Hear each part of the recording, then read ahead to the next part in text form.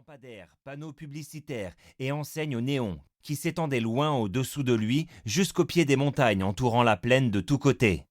C'était la lumière constante et violente de la cité moderne de ruines, ancienne capitale des Hittites, aujourd'hui destination touristique du sud de la Turquie.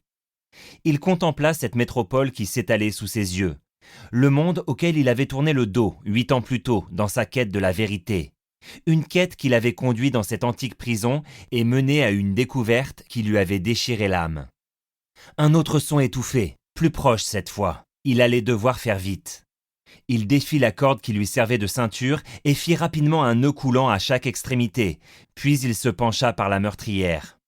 À tâtons, il explora la paroi de roches glacées à la recherche d'une aspérité qui pourrait supporter son poids.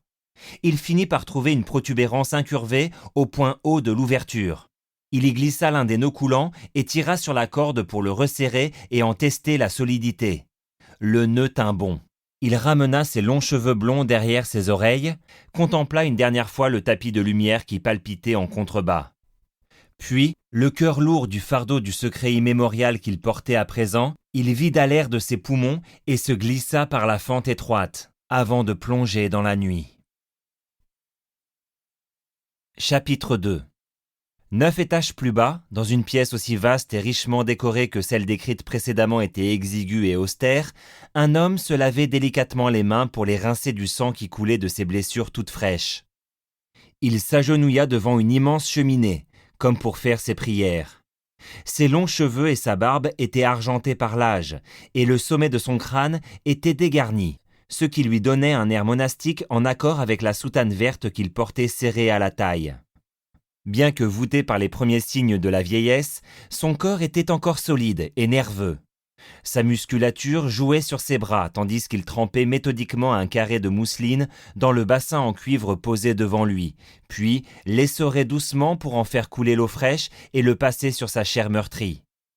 Chaque fois, il le maintenait en place un instant avant de répéter le rituel. Quand les entailles qu'il portait au cou, au bras et sur la poitrine commencèrent à se refermer, il s'essuya avec une serviette et se remit debout en relevant sa capuche sur la tête. Il sentit sur ses blessures le frottement étrangement réconfortant de l'étoffe grossière. Il éprouvait toujours une profonde sensation de paix immédiatement après la cérémonie, la satisfaction de perpétuer la plus grande des traditions de son ordre ancien. Il essayait toujours de conserver ce sentiment le plus longtemps possible, avant que ses responsabilités temporelles ne le fassent retomber dans les réalités terre-à-terre de sa fonction. Un coup discret frappé à la porte vint troubler sa rêverie. Décidément ce soir, sa béatitude allait être de courte durée. « Entrez », fit-il. Il tendit le bras pour reprendre sa ceinture de corde qu'il avait posée sur le dossier d'une chaise. La porte s'ouvrit et la lumière du feu de bois se refléta un instant sur sa surface couverte de sculptures dorées. Un moine se glissa silencieusement dans la pièce et referma derrière lui. Lui aussi portait la robe de bure verte de leur ordre, et il avait également de longs cheveux et une barbe. « Frère abbé », dit-il.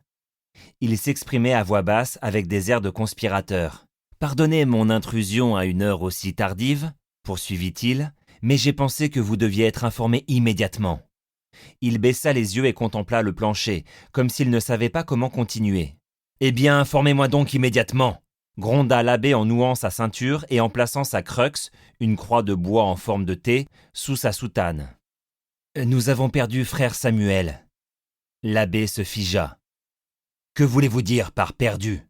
Est-il mort? » ?»« Non, frère abbé, je veux dire qu'il n'est plus dans sa cellule. » La main de l'abbé se crispa sur sa croix jusqu'à ce que le bois s'incruste dans sa paume. Mais la logique dissipant rapidement ses premières craintes, il se détendit. « Il a dû sauter par la fenêtre, » dit-il. « Faites fouiller les abords et récupérez le corps avant qu'il ne soit découvert. » Il se retourna pour ajuster sa soutane, s'attendant à ce que son visiteur se dépêche de quitter la pièce. « Pardonnez-moi, frère abbé, » reprit le moine en se concentrant encore plus sur le bout de ses pieds. « Mais nous avons déjà entrepris des recherches. Nous avons prévenu frère Athanase dès que nous avons constaté la disparition de frère Samuel.